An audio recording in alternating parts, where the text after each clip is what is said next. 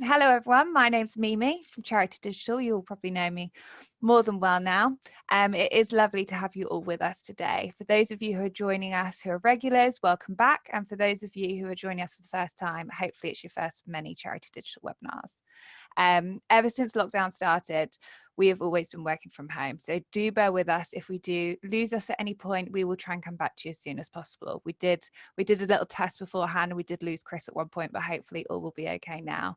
I'm not expecting any deliveries today, but I am right by the door. So I do apologize if anything does come through. There is a beeping clock in this room somewhere. I can't find it, but it'll give me a 5-minute warning to when I know to wrap up the webinar. So that's good. Even though we are all working from home at the moment, the Charity Digital team have been incredible at producing content for everyone. And I think now more than ever, content is exactly what we need. And hopefully we are providing that good learning material for you to all get in and take from us what you need. One thing we've really missed as a team while remote working is the office banter. We've tried a number of ways to achieve this virtually, and our most successful for me has been our coffee morning. So I wanted to share this with everyone because I think it is quite useful to get that office interaction. We did go through a phase of this being shop talk, and it's only a 15-minute meeting, so you don't have that long. So it kind of felt like you didn't really get a breather before the beginning of the day, but Chris has done quite well at bringing this back to what it actually is. And although it's a time where we're all together, and if you do have those pressing questions, that's the perfect time to ask them. It's also an opportunity for me to find out what Zoe had for tea last night, or for me to tell the team about Hamilton and how brilliant I think it was when I watched it the other evening, or we talk about the latest binge-worthy series. Everything like that gets talked about. So you feel like you've had a little bit of a breather before you start the day. And I think it is so important to have. So if that's anything that I can pass on, I really highly recommend it. It's only 15 minutes and it's just something to do with your cup of tea in the morning, like you would in the office. Okay, so down to why you're all here with us today. A couple of months back, we worked with Fundraising Everywhere on their Project Everyone event during the start of lockdown. Chris created a fabulous webinar for them, and we thought that now would be a brilliant time for us to share this webinar with you, our wider audience, and bring Chris back for a live Q&A. Chris is our content guru, so now is the time to make the most of him being with us. Pick his brains, find out what works, find out what hasn't worked, ask him all those questions that you've wanted to know about content, especially at the moment, and see if he can help you. I'm sure he can. As always, throughout the webinar, you can ask questions using the Q&A button on your screen. This looks like two speech bubbles overlapping each other and have a question mark inside. Use that, and then that gives me a hand to pull the questions together at the end of the webinar.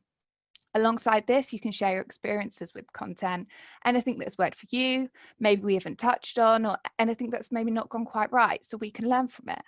The chat function's there, like you've been using already. You can chat to all participants and all attendees using this, and it's a great way for us to learn together and share all our experiences.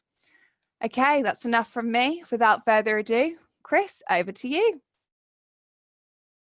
Hello everybody, my name is Chris Hall. I'm the marketing manager here at Charity Digital. Thank you for joining me today. Let's move on to what I'm really here to talk about today, and that's how we can fight crisis with content. So coronavirus has brought with it a lot of challenges, new work environments, operational shifts, and lots of noise. Inboxes and news feeds are really dominated by information about COVID-19. We're kind of inundated with letters from CEOs, service updates, and all those special offers. And they're all screaming at us saying, I'm important and I'm the one you need to look at. And it's kind of it's these points of heightened saturation that audiences can get distracted quite easily or even switch off entirely. But with that as well comes opportunity. We have captive audience now, with most people confined to their homes and on digital devices more than ever before, which gives us as charities a great opportunity to engage with our donors, supporters, and our users. So today I've condensed our usual 5-step content strategy framework to focus on the reactionary components that can be easily scaled into long-term strategies. And essentially those are, how to create good reactive content. And then once you have it, how to get that content in front of the right people in the right place at the right time. I think there is an important caveat here before we dive into the nuances though, and that this won't be a one-size-fits-all resource. It's really all about getting to know who your audience are and then creating authentic content that resonates with them. It's really about getting your message across as clearly as possible to the people who need to hear it. And, similarly, I'm not going to be able to deep dive into all the possible topics. I've had to leave a few things out, given we try to fit this in a 30-minute time window. But we do have 15 minutes of Q&A at the end, so please do nudge me on any specifics or anything you think I've missed out, and I'll be happy to oblige and answer your questions. So step one is make good content. One way to ensure you do break through the noise is by making good content. And it does sound very simple, and that's actually because it kind of is. I think people perceive content as this beast of a thing that takes massive amounts of resource and needs dedicated specialists to remain relevant and to be constantly on the cutting edge of content creation. But to me, I think that's all a bit of a myth. When you boil content down to its core, essentially it's just about great storytelling. And like every story ever made, you need to keep two things in mind. Number one being the audience that's going to consume your content. And number two, the very story that, the story that you're going to create for that audience. So let's look at the first one. The one thing that underpins all content creation is your audience. Every piece of content that you create should be done with them in mind. To be heard, organizations need to be more like a restaurant server. You need to know your users' tastes. You need to make the right recommendations, and you need to make those recommendations when needed. But when you're not needed, you should be invisible. And charities, as charities, we're very lucky in that we usually enjoy quite a close relationship with our supporters. We collect large data sets for that. That lets us be more like a restaurant server in that sense. And from that data, we get to know quite a lot about who they are. And this can tell us how to reach them and also how to reach people like them. We know, where our users come from, how they prefer to be contacted. We know what their likes and interests are. And we know how they engage with us through what platforms and through what navigations. And we know this is just a flavor of what we know. Depending on the data you collect, depends on how vast your sort of user insights are. But we can then use this data to build personas. And essentially a persona is a fictional character that communicates the primary characteristics of a group of users, which is then identified and selected as a key target through the use of segmentation data. Strategically, having personas for your potential donors and supporters can make it easier for A, charities to gauge new donors, how new donors will react to certain content and campaigns, and B, it also informs us of how we should promote and pitch content to the right people in the right place at the right time. And in times such as these, it's a really quick and effective way to make sure we're being targeted and we're reaching the people that we really need to reach. But personas are just the base level of personalization. We've come a long way from this sort of at first name phase that once was personalization. And the beauty of having all this data is the creativity allows us to have. Marketing is still all about building those emotional connections. And there's really no better way to create a personal connection with between your audience and your cause than kind of having your audience being part of that story. This kind of in the biz is what's known as user-generated content, or UGC. A favorite pre-coronavirus campaign of mine is actually from the Wood Green Animal Charity. They found a quick and effective way to kind of do this, to do user-generated content in one of their fundraising campaigns. They made the most of their followers' content by asking for them to share their own stories of pet adoption. They then included these in a personalized Instagram story with their pet's name and a really clear call to action for other supporters to go and adopt.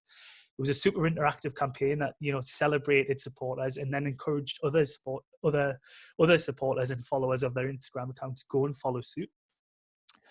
The beauty of UGC is that it can take any form: video, case study, blog, podcast, making it really easy to easily attain content, even when we're in times of isolation and lockdown. This is something we do ourselves, and as well within your remit as well. Set up Zoom interviews or Skype interviews, record them and release them as a targeted campaign. Ask for stories you can then turn into written content. Get a bunch of your users together to discuss how they've been aided by your cause, and again capture it and then push it out as a campaign. It really is an authentic way to build trust, reliability, and re-engagement within your audience, and one we'd highly recommend. All that being said, don't underestimate the power of your audience. within them lies, your biggest flag bearers. As charities, we constantly ask our users to do things for us. So make sure you're thanking them back. Well, there's no sort of concrete data to support this yet. I think it's fair to say that the likelihood of repeat donation or repeat visit or repeat purchase is increased if people feel their time, effort, and money is valued. I mean, I think a simple analogy puts this into perspective. Is one about holding a door open for someone. So join me in a moment of imagination, if you will. It's pre-COVID-19. We're all still allowed to go to our offices. You're walking in at the same time as someone else, and you hold the door open for a colleague, peer, or stranger. They walk through the door, get through, stop, turn around, give you a great big thank you. How do you feel? You probably smile. You might high five, potentially a hug if you're so inclined. Either way, you'd feel a lot better for it.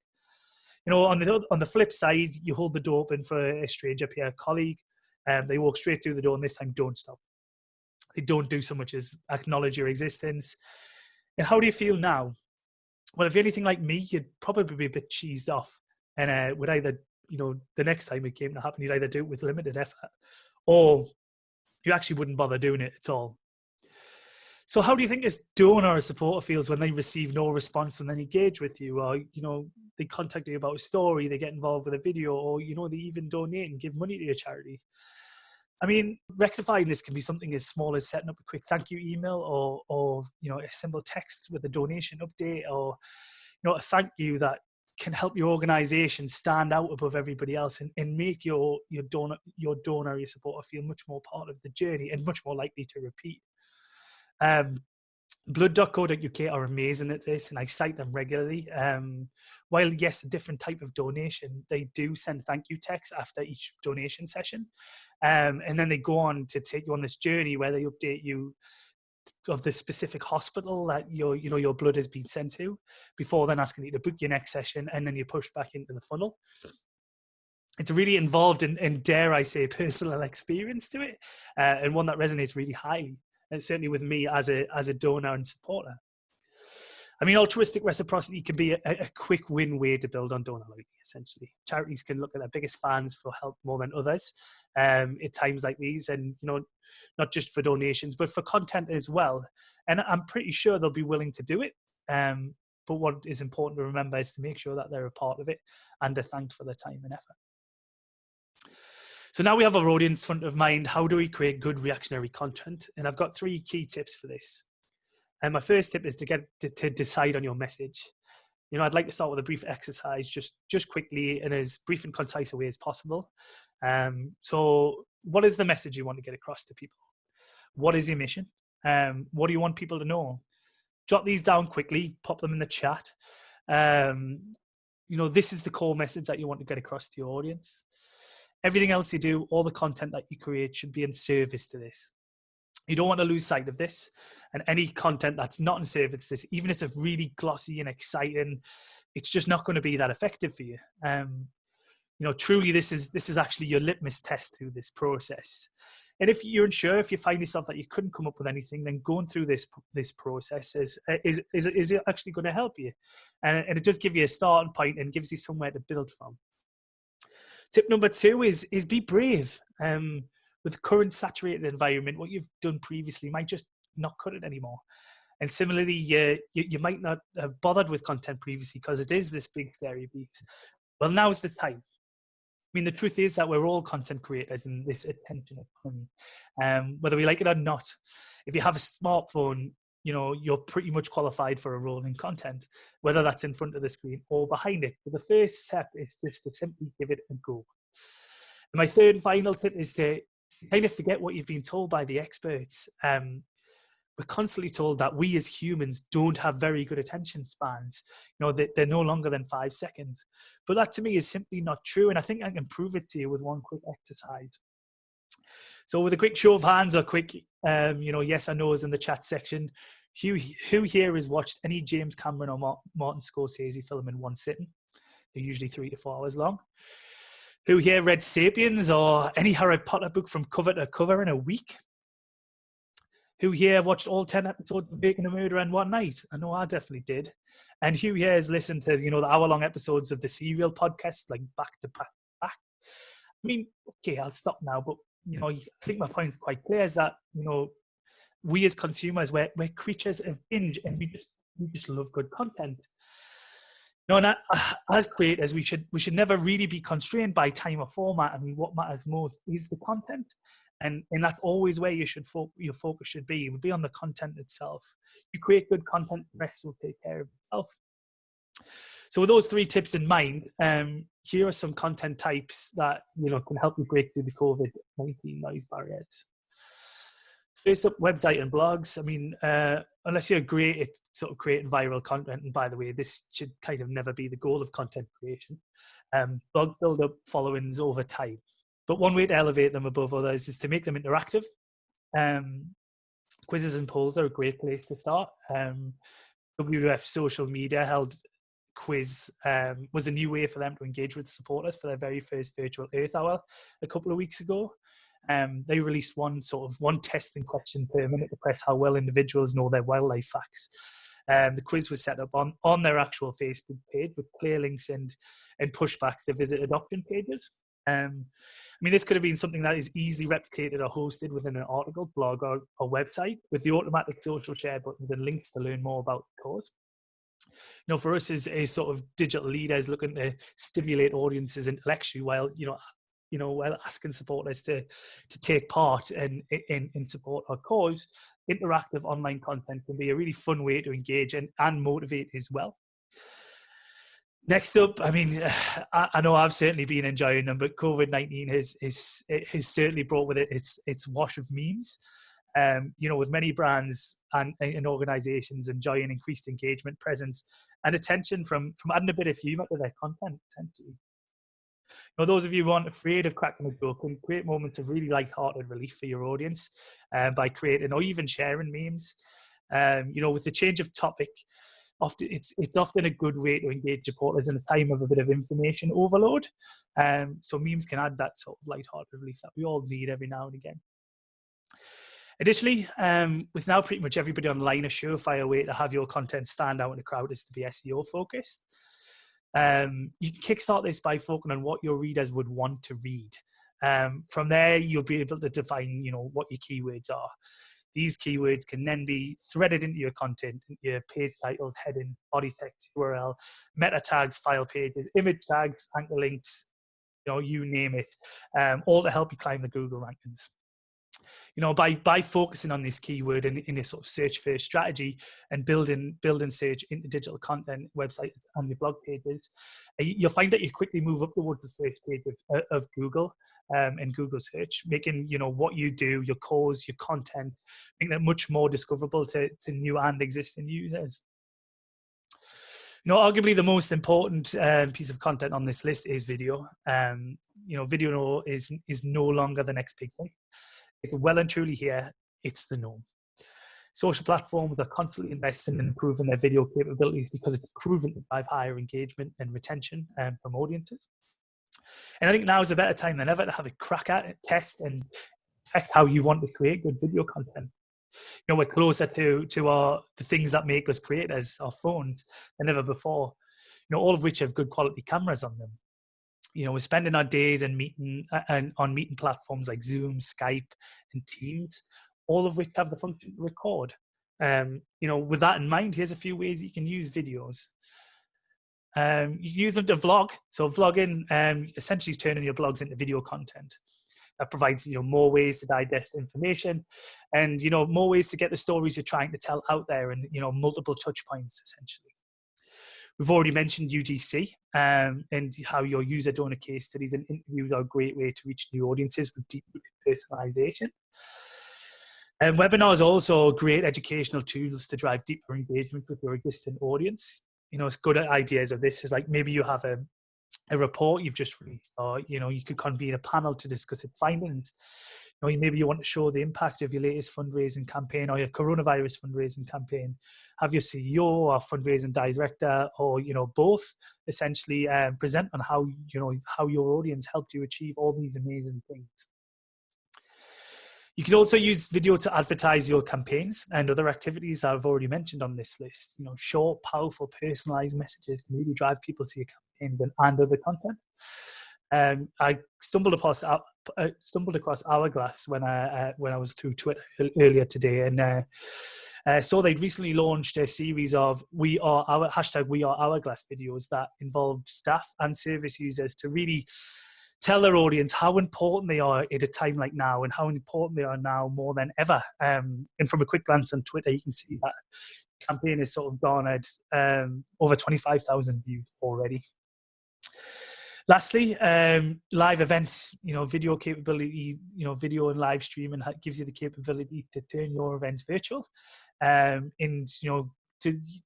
might have asked yourself the question, can your users, can you turn a physical event virtual? I think if you can run a global conference virtually and provide all the video content from that, then I think you can. And then it's just about being creative. Can your users record their isolation fundraising run, for example, in places of marathons?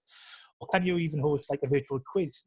Zoom allows up to 500 people on there. Can you get some sort of interaction where, your donors can, pay £2 and get, come online to be part of your videoed quiz? The one thing I would say about video is be prepared to relinquish control and to sometimes fail. I think it's important to embed a culture in your team or organization, or even yourself, that supports experimentation. Be comfortable with the rough cut edits and homegrown feel. Yes, okay, you lose some flair, but what you do have is authenticity, captive audience. And I mean, half the fun is in the creative challenge itself. We've actually just embarked our CEO on a weekly knowledge sharing vlog on our platform, and he's using different backgrounds of Zoom every week. And we're currently on sunflowers at the moment, but God knows what will be next week. It's kind of little nuances like that create nice little personal touches that your audience really appreciate and come to love about you and your brand. And of course, if you want to have a more professional feel, you can very much still do that, but it can be more costly. To do so, tap into stock videos from sites like Shutterstock and Pexels. They have a lot, reams and reams and reams of stock video that we can use to make a video look a little bit more professional.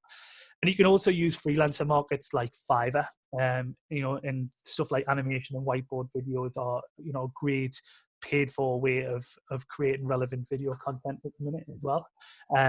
So I would definitely give those a look and check them out as well. Another, super popular choice of content are podcasts.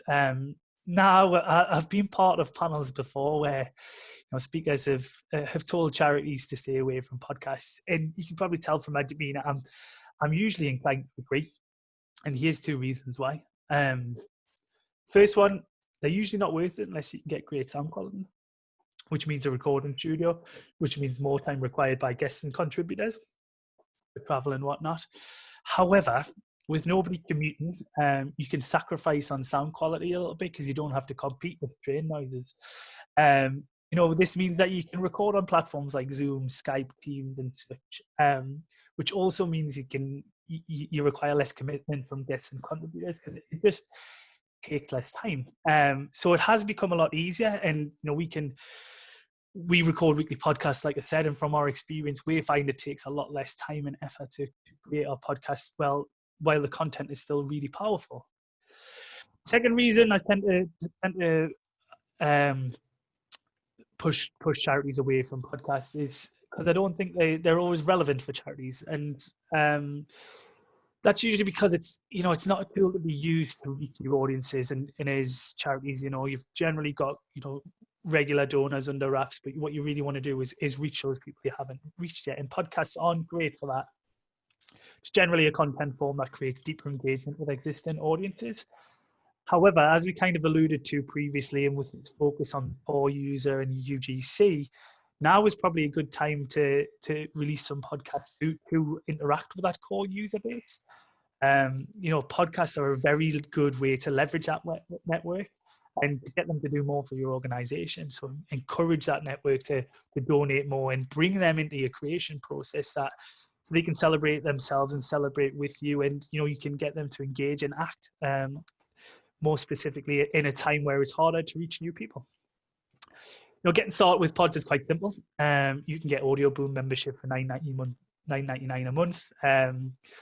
And that will host and distribute everything to all the main channels as well. So your Apple Podcasts, your Google Podcasts, your Spotify.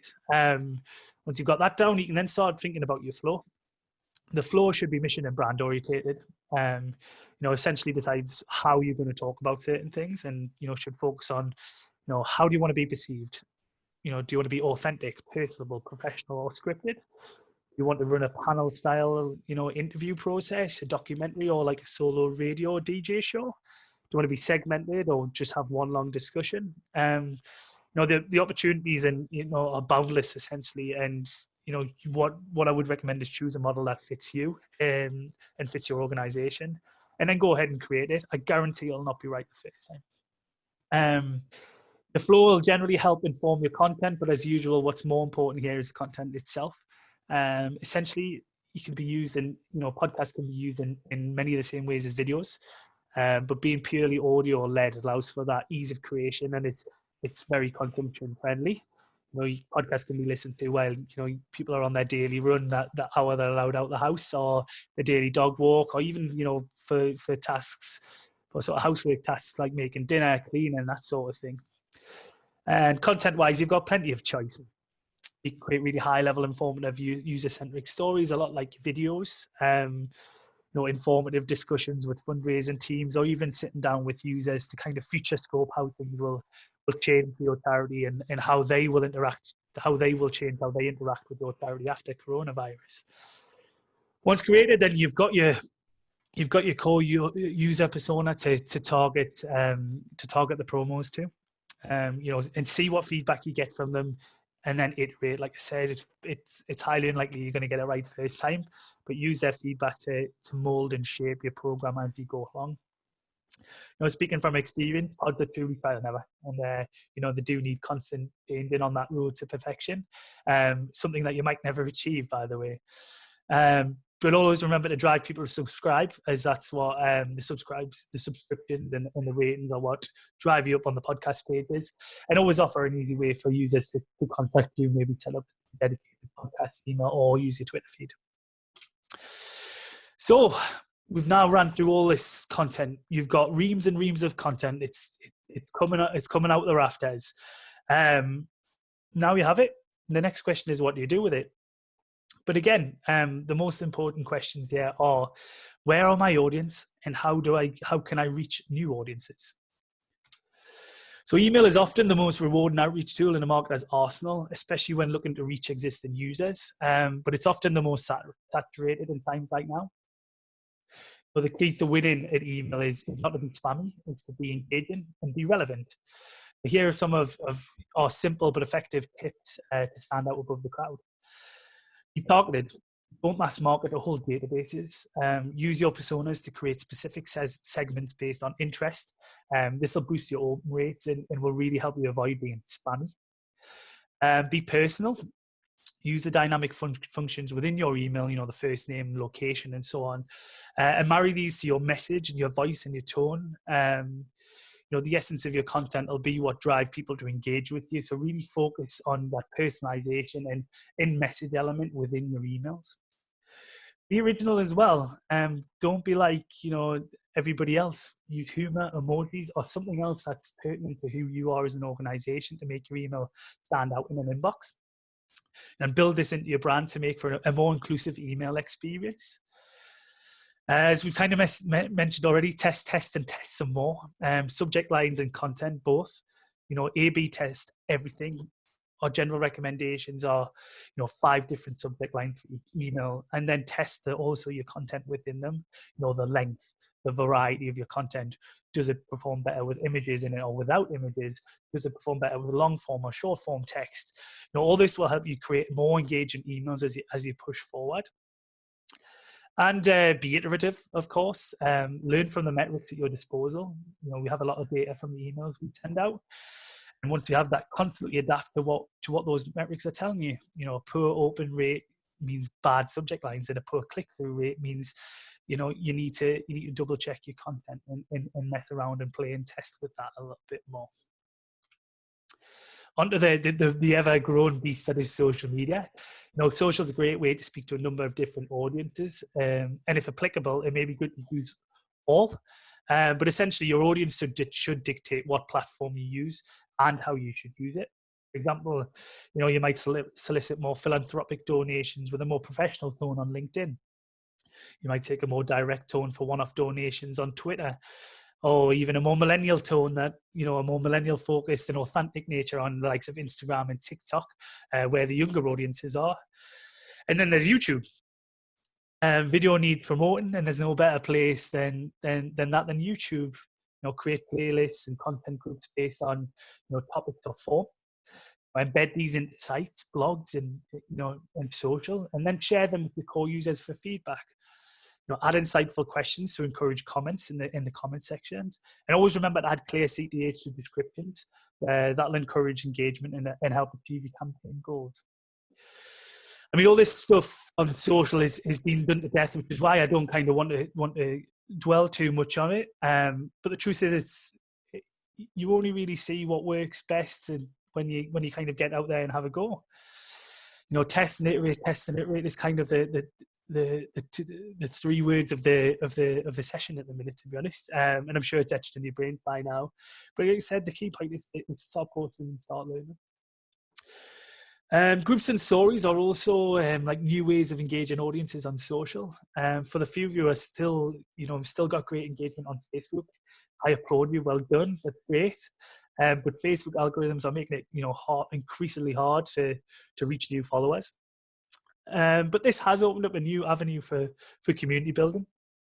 Groups can be a great way to build your donor community. Think back to UGC and core users we talked about earlier.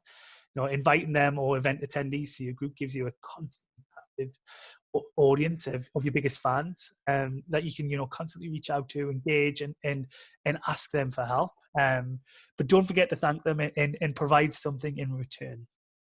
Stories are also a great way to engage in quick, intimate experiences with your audience, and they're well known for increasing brand awareness, increasing website views, and also creating constant engagement with followers. We already mentioned how the Wood Green Animal Charity are using Instagram stories, but there are plenty more ways you can use them in your organization. And you have the creative license to go off and do that. Live streaming is another great way to get video content in front of donors. Other than just creating recorded content, charities are now running their own live streaming events to replace physical fundraising and marketing initiatives. And they're doing this in a few different ways. Live how-tos, educational Q&A sessions, or expert interviews, a lot like some of the video opportunities we talked about earlier. Again, mission impact stories like live animal cameras for adoption centres, or a day in the life of a volunteer. So that's something that can be done, or service user, something that can be done remotely as well. Again, by engaging with and asking your core user base. Also, a one I've seen quite recently, and one that's I think is really, really useful, are live streaming music concerts, entertainment gigs like stand-up comedy, that sort of thing, or cultural exhibits. If you're from a more heritage-based charity, so like a museum or something like that, virtual tours are a great way to continue engaging with your audience and turning them into fundraising initiatives as well. I mean, speaking live to a captive audience allows charities to. What it really does is allow us to replicate those personal fundraising interactions we've all got used to, but through a digital portal. Again, it's another great way to interact with people. Lastly, if you can, make the most of paid advertisements. Social ads can target specific audience personas and lookalike audiences to help reach new donors. And similarly, with targeting ads, can push specific messages to those who visited your specific pages on your site, but didn't take action. For example, WWF might retarget Jaguar adoptions to people who visited the Jaguar page, Panda adoptions to those who visited the Panda page, Penguin adoption to those who visit the Penguin page, and so on and so forth. And while it's very much a pay-to-play game, the results do speak for themselves. Great retargeting ad campaigns, so should garnish like hundreds of thousands, sometimes millions of impressions. And then a really good one will hover between 3% and 5% from the click-through rate, with a really low cost per click, low sort of 20p range. If you have a budget, I would really recommend looking into this. It's a really effective way to bring people back who didn't engage the first time, and you can constantly iterate and test that with, flipping assets in and out and stuff, and seeing what really resonates more to define your campaign, your retargeting campaign goals and outputs as well. So we've kind of come full circle. Thanks, that's kind of all I've got time for today. Thanks for joining me. I hope you've learned something and are really ready to be brave and experiment with some content that will really push you through the noise barrier and get you in front of the audience who so desperately need you. I think if there's 3 things I'd like you all to sort of go away and have a crack on in the back of today's session, and you could probably all get some yourself, but for me it would be these. Go mine your audience data, see what you learn, see what personas you create, and see what your audience is telling you. This will really help you inform your campaigns and your new, your fundraising campaigns in a new digital world.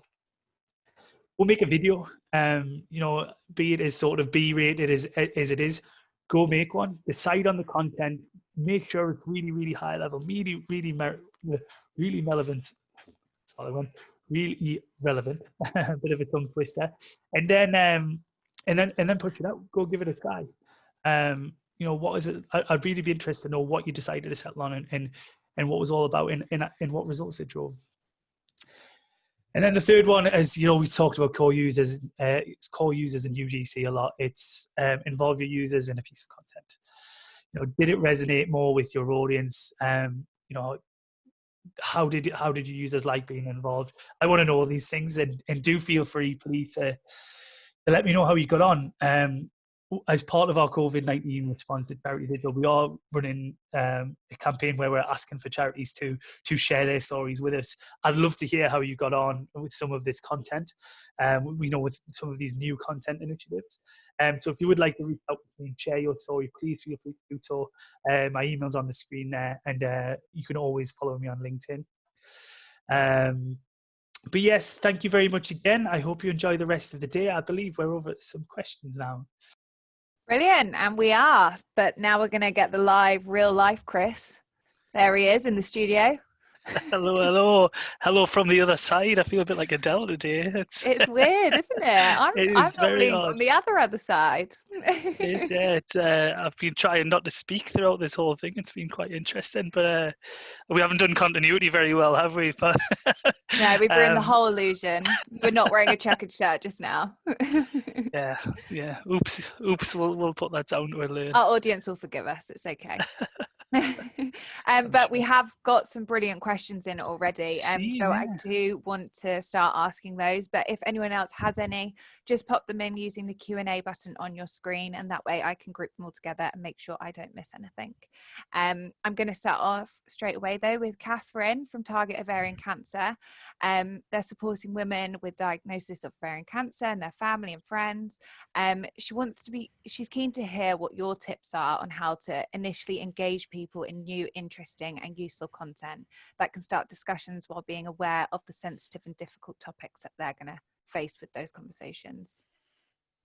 Yeah, it's a good question, and it's layered. There's a lot of different layers to it. Obviously, I'm not privy. I don't want to assume all the sensitive information in the discussions you want to initiate, but at the same time, I mean, in terms of content that elicits conversation, it's all about making really, really shareable content and then getting it in front of the right people. So whether it's asking questions, creating polls, insightful videos that can kind of pose a theory and then get people really thinking about certain things, that's kind of the best way to start. I always find that, depending on your platform, social is usually a good one for this. If you have a separate community as well, or I talked a lot about that core user community, if you have one of those that are usually bubbly and kind of give you a lot of feedback for stuff, that's always a good place to get things started. But if you're just looking, something brand new to kind of start to garnish that engagement, anything that is shareable essentially will do that. Facts and figures, cool infographics, Q&As, as I've said, they are the sort of low-hanging fruit learning opportunities that you can use to get feedback from. Polls are great. Polls are great. Polls are great. And what I found recently as well in lockdown, something that gets me and helps me learn about something more, especially if it's, for example, if it's to learn more about ovarian cancer, a quiz. We're in the process of creating a quiz about inclusion that will be released in the next few days.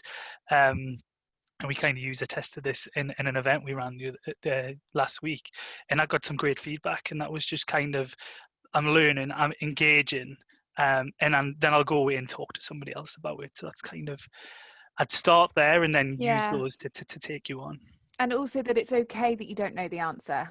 I think that's a big thing. Like, if you want to be educated and everything like that, it's good. Yeah. If you don't feel like you're fulfilled, you'll go and find it, right? Yeah. And you'll go back to Catherine yourself or your charity to find out more and learn more. Yeah, definitely. I think this leads quite nicely onto Leanne's question.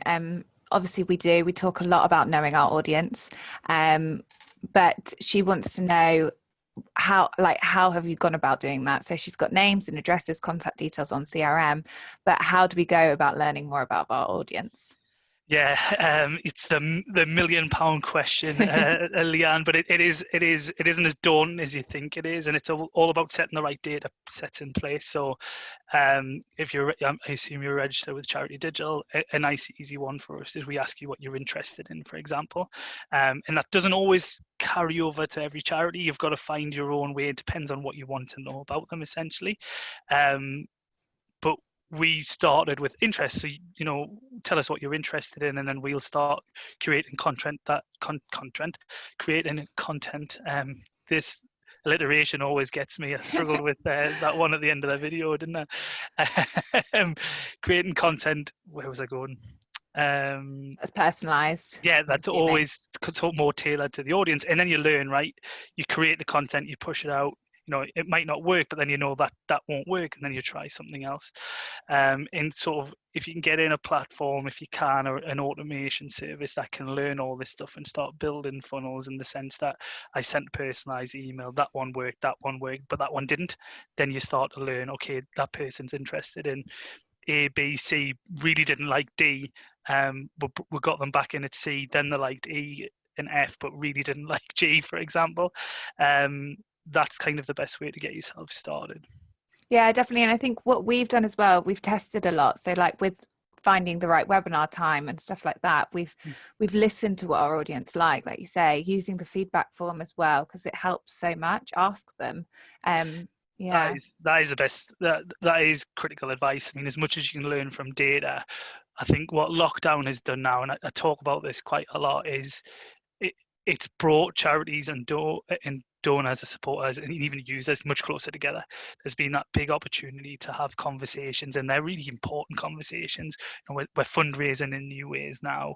We're delivering services in new ways now, and you can kind of treat the two the same. Like, you wouldn't try and change the way you deliver services without asking your audience first, and you wouldn't also necessarily change the way you start fundraising without at least doing some user testing there as well and iterating as you go. Yeah, definitely. Okay, lovely. Emily has given us another question here. They created a staff video at the beginning of lockdown. I'm really jealous about this one. I saw this, it looked class.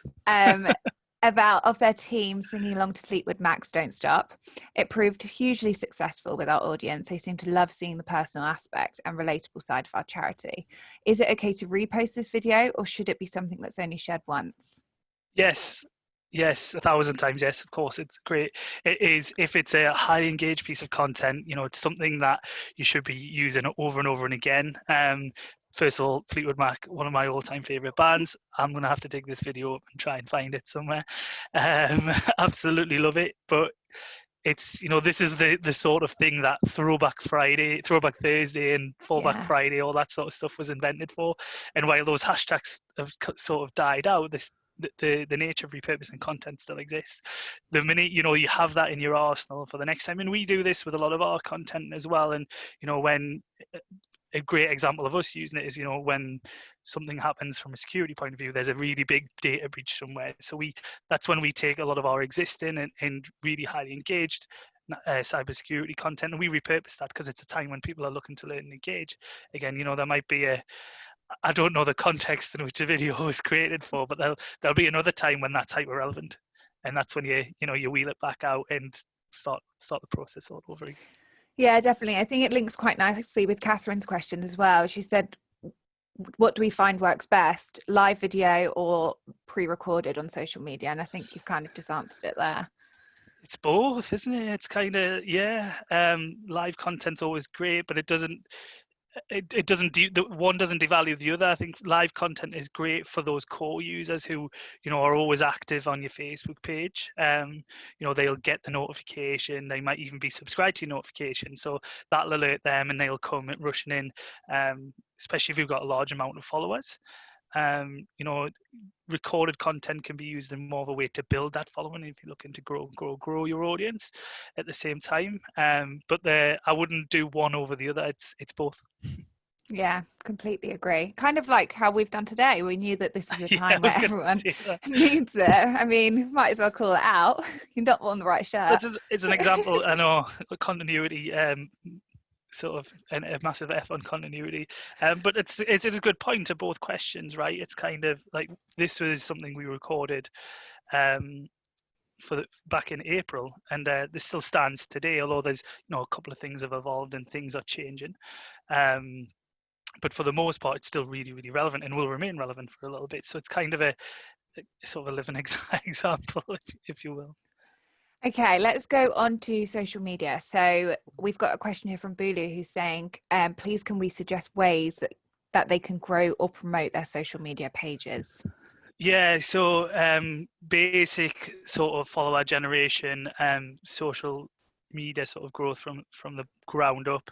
So you've got your pages set up, get some regularity and routine into your posting.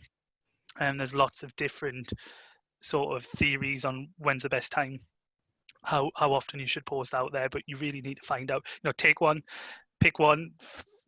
that sounds right for your audience, just what you say, and then run with it for a little bit and test it. Your audience will tell you whether that's true or not, whether it works for those, and the data will tell you whether you should change it and how you should change it. We recently changed social, and we've got a lot to do on social, to be honest. We've recently changed, we actually sort of scaled back some posts on certain platforms, so there's that sort of platform side of it as well. Engagement's huge, so you can't expect people to engage with you if you don't engage with them. That kind of ties back into the altruistic reciprocity analogy I was referring to in the talk. Like, you can't expect people just to give and get nothing back. So it's a mix of doing the right level of engagement to solicit some back as well. Follow pertinent people, and make digital partnerships. For me, partnerships, and this is a big gap in the charity sector as it is, in my opinion anyways, is partnerships make the world go round. You make social partners online on different platforms. They can amplify your message and sort of mushroom cloud it out in new spaces that you necessarily don't have a foothold in. So that's always critically important. I don't think I've really mentioned good content yet. Again, to the earlier question, it's about creating that super shareable content at the same time. Polls, question, Q&As, quizzes, videos, stuff that's super engaging and highly shareable. That's sort of the best place to start. But do some research. There's a lot online. There's a lot on our website about sort of Kickstart and stuff. How we think our sort of ideas for what you should do over the sort of the 4 or 5 key platforms, and they're all different. Depending on your audience. We're not heavily into LinkedIn, for example, because a lot of the charity sector doesn't seem to reside on there. Twitter seems to be a buzz, but it's obviously slightly different for us as it is for a lot of other charities, with different audiences. Yeah, I think that's really good. I think Kara's followed this question up quite nicely, where during like you always say, mix up your content on different channels, but if you do have that one message that you want to get it across all your channels, how would you recommend doing that? Do you recommend changing your image, or what do you think? Could be you know, bless you, Zoe. It could be something simple as kind of in the wording itself. So, LinkedIn, as I've just talked about, you might want to make a more corporate tone, for example. You might want to take a different stance. Even if you might want to use a video versus an image, depending on who you're kind of reaching out to at the same time. Twitter, obviously, really, really shareable stuff. Facebook, quite similar. If Facebook's something that goes really well for you. Instagram's obviously a good one you might want to use, unless the video is really high quality. I wouldn't say use it. You might want to use a really strong, powerful image instead. So there is just, even the slightest tweaks can just make it make a whole lot of difference. And it depends what your demographic audience is on those platforms, because it won't be the same. Your Twitter audience might be, 25 to 35. They'll like to hear things in a slightly different way and interpret things in a slightly different way. Your LinkedIn audience might be, I'm kind of spitballing here, but sort of 45 plus. Your Instagram might be more the Gen Z, millennial sort of age as well. So it's really about understanding the data to let that inform how you should speak and how you should tailor your imagery as well. Yeah, brilliant. Sticking with social media, Bob has asked a question regarding how sophisticated is targeting in paid social media ads. I know we've covered Google Ads in a previous webinar, but is there any other comments that you want to help out there with, Bob?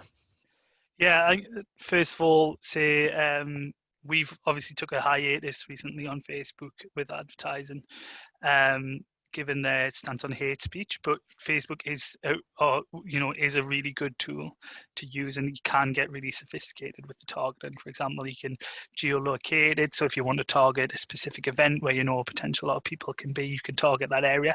Really, really clever.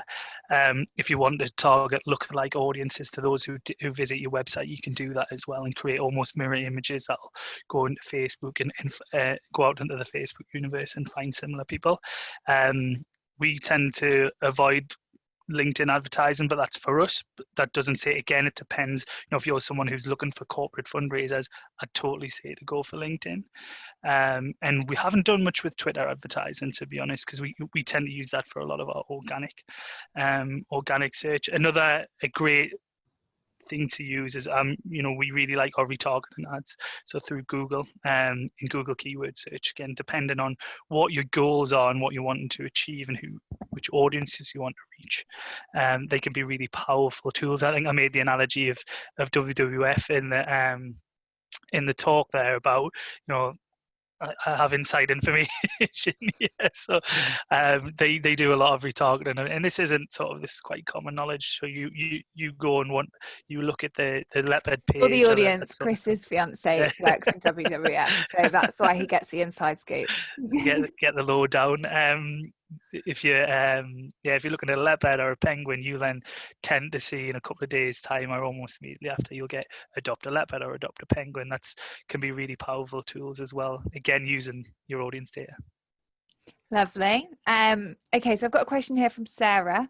So Sarah actually works for a heritage charity. So this is a new kind of organization that we've branched out to recently, the heritage charities. But she's asking, in your experience, what type of content would you be focusing on at the moment to help her reach out with external comms for the organization? Time is precious. They want to get that communication out. Sarah, I'm not sure what heritage charity it is you work for, but if it's like a museum or something like that, maybe you're not quite open to the audiences yet. So I guess it's getting that conversation out there to them. I'm just reading your question as well. Sarah, I hope you've had time to see our Heritage Digital. By the way, we've just launched a new initiative called Heritage Digital. You can find it at heritage-digital.org, which is we're in sort of a partnership with Naomi Combe, Media Trust, and the Heritage Alliance to basically conduct a massive digital skills project that we launched on Tuesday. So I'm not sure if you were at our webinar there as well, which talked about growing audiences, engaging audiences online. It did talk a lot about social media and how to reach your audience that way as well. So that recording is coming out in the next couple of weeks on the Heritage Digital site. Yeah, so looking at your question, it's sort of what low-hanging fruit content options are there out there, and this relies on tools essentially. So Canva is an amazing tool. It will be my legacy at Charity Digital, I think. Forget everything I'll achieve or may not achieve when I'm here. I introduced Canva to the organisation. I think that's how I'll forever be remembered.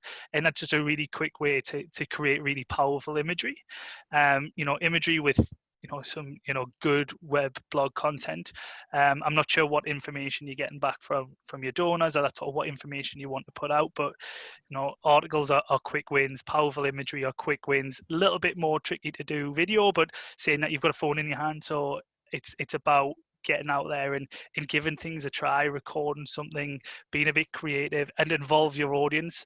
I think Alice actually put a thing in the chat earlier that I responded to about finding it a little bit difficult to involve your audience. I think that's fine. I think that can be cumbersome, but there's ways around that. If you have a core user set, say 50 people, might not even be that many, 20, 50 people who are continuously engaging with you and feeding back information or constantly commenting on Twitter, get those into a group, an email chain, a bubble, get them in a bar, in a cafe, wherever, and talk to them and have them give you content that you could use, especially if you're time limited or kind of under the cosh a little bit when it comes to resourcing. Have your audience, have your core user base be your creative energy, and be that creative spark. We're seeing it so often throughout the charity sector at the minute. That user-generated content was becoming more and more prevalent. Yeah, brilliant. Devon's asked something still along the lines of social media. He's looking at platforms like Hootsuite, which can automate posting. So he's wondering if you would recommend it or if there's any others. There is loads, and again, I've used Hootsuite in a previous life. We use a one called Social Pilot. Lightful's out there as well. There's plenty, and they are good, and they all have. I think Buffer's another one. There's so many of them now. You're kind of spoiled for choice. I do believe we have an article on the best social media management platforms that will really help you. So we'll pull that into the resources, because off the top of my head, I can't remember the full breakdown of them. But it's find out which one's best for you. Often most of these have free trials. So I'd always recommend using and abusing those where you can. And then from there, kind of and from there you can kind of take steps and figure out which one's best. Yeah, I think you mentioned there about looking after a number of accounts also, and I think we've used Hootsuite in the past to look after a number of accounts, I think, because we had a couple of platforms when Chris first started out here at Charity Digital, and then after the rebrand we got them all pulled together. But I think that is what we did used to use, but correct me if I'm wrong. What was that, sorry? Just regards to looking after a number of accounts, I think we did used to do that. Yeah, we do. I mean, I think they're all limited. They've all got different limiters. So I think Hootsuite is, I can't remember off the top of my head, but they're usually up to sort of 10, the beginner packs, and then they go on. But they all do have non-profit offerings as well. Brilliant. Lovely. We are at technically the end of the webinar time. However, I am going to steal Chris's time for a little bit longer. So if you do want to stay and make sure your question is answered, you can. If you do have to rush off to a meeting, that is fine. These will all be in the recording. So don't worry. And that recording will get sent to your inbox within the week, along with the slides that Chris had earlier. But those of you who can stay with us, that's brilliant. I will carry on with the questions. One thing that Kira followed up with her question was, should you use the same imagery and branding? And I think you spoke about obviously changing that so that it fits your audience in the right places if they're on Twitter and LinkedIn. But I guess she wants to know, should the same image still be used, whether that's in a GIF format or some other type of format? Is this across different platforms? Social media platforms, yeah. Yeah, you probably want to have some messaging or branding synergy across. Again, it kind of, as I sort of said, it depends on the platform. You probably want in the quality of the image. If it's a video, for example, video might not always be great for the audience, or you might have an audience on a particular platform that doesn't particularly engage with video, so you wouldn't want to use it, or you might find images are a bit dud on some platform as well. So you might want to keep some synergy, but you can, again, don't be afraid to tailor to specific audience needs. Brilliant. Okay. Hopefully that answers your question clearer. We are moving on to emails. So Sam has asked a question regarding what tips do we have for A/B testing when there are less than 2K email subscribers. Generally, they get good open rate around 40%, which is great. But any tips about A/B testing? Yeah, I would still do it. You might just, obviously, you lose some significance in the test with a low sample size, but it's still worthwhile to get the learnings. You probably want, it's sort of an example where you probably don't want to use up sort of 50% of your audience, but looking at, if you try and survey sort of, maybe 100 people at a time and figure out what works there, then you'll definitely get some learnings from it, and that'll help you grow and grow and grow. And as you grow, you can expand the sample size. But yeah, I'd definitely still do it, whether it's subject line or content, both worthwhile. Yeah, brilliant. I think we've definitely tried it in the past, and it helps get to know your audience a little bit better. Yeah, especially if the message that you're sending about is particularly important as well. So if it's part of a series, you want to be known what content's resonating better. So, if it's an event, for an example, or a fundraising funnel, you want to be A/B testing it, even in a sample size of 2,000. Lovely. So we've got a question here from Natasha. She's from Missing People and wants to ask, what are the main ways you think content has or will change due to COVID-19?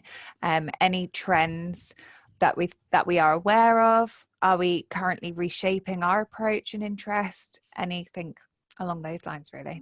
Yeah, good question. And I've had a slight peek behind the curtain of a report that's coming out next week from Blackboard, which we'll actually be releasing on Monday. And we just recorded a podcast on it yesterday, which will be coming out next Tuesday, which is sort of the status of UK fundraising. And that highlights some trends of how people are engaging with content out there at the minute. One of the things that is sort of by and far further out there than anything else is video content. So we are looking to start to produce more video content in the coming months, and donors the same out there are finding it more likely to engage with video content now, as are webinars, funnily enough, which I'm hardly surprised at. I think specifically from a service delivery point of view, webinars are almost becoming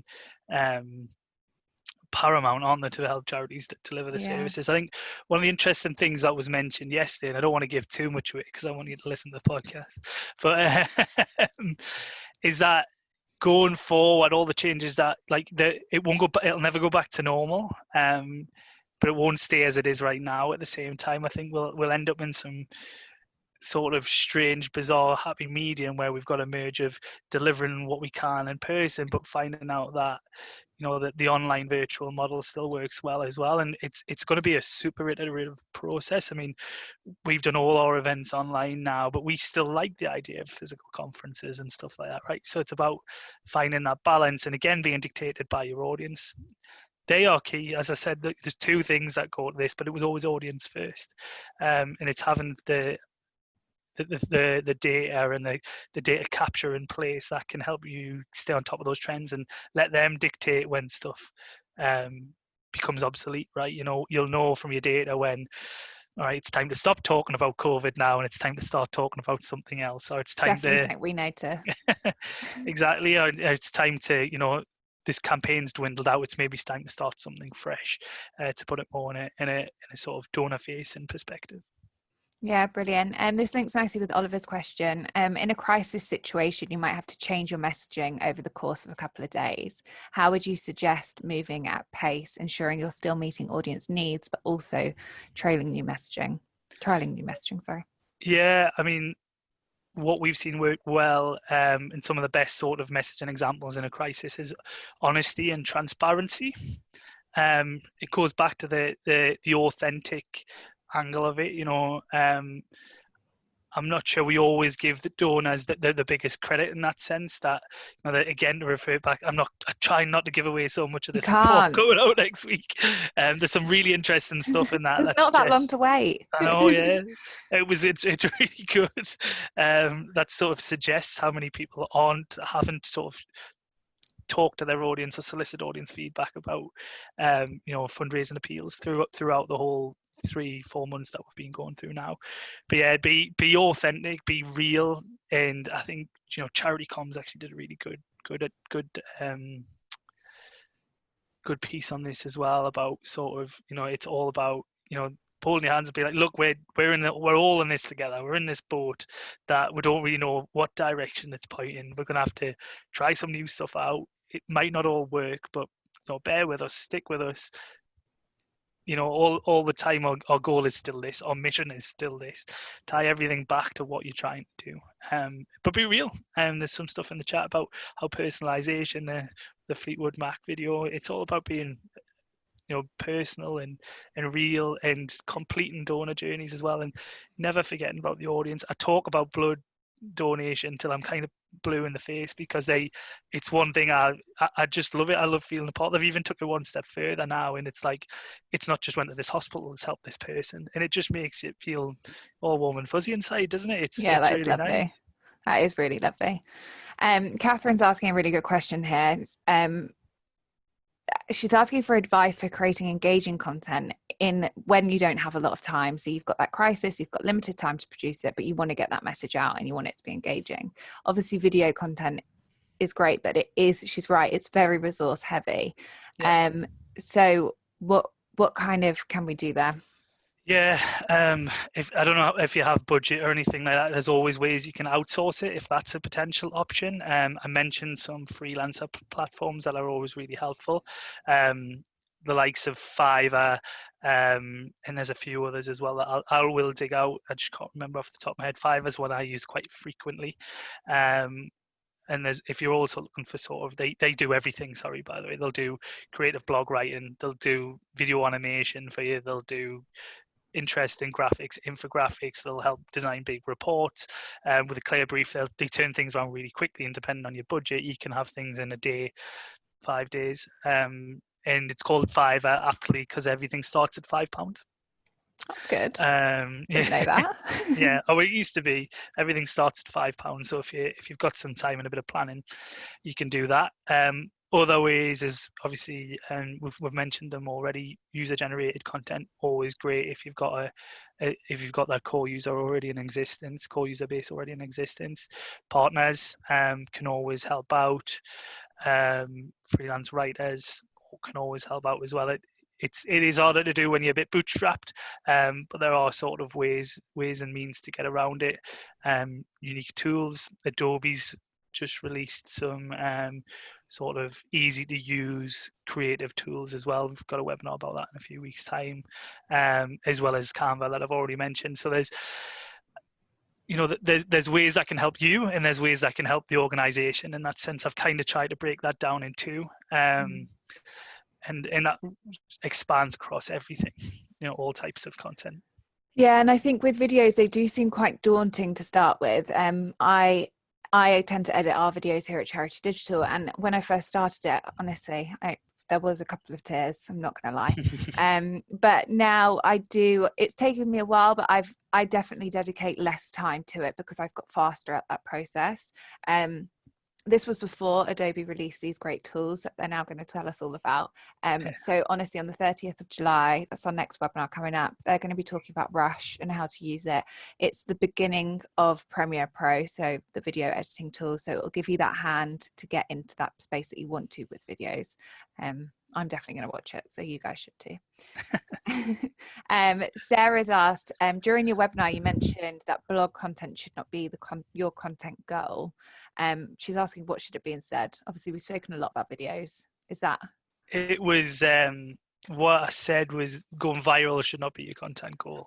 And it never should be. You shouldn't sit down, create a piece of content thinking, I want this to go viral. Yeah. Because going viral isn't helping your audience at the end of the day. It's great for reach, but what you really want to be doing is have mission driven stories to a specific audience.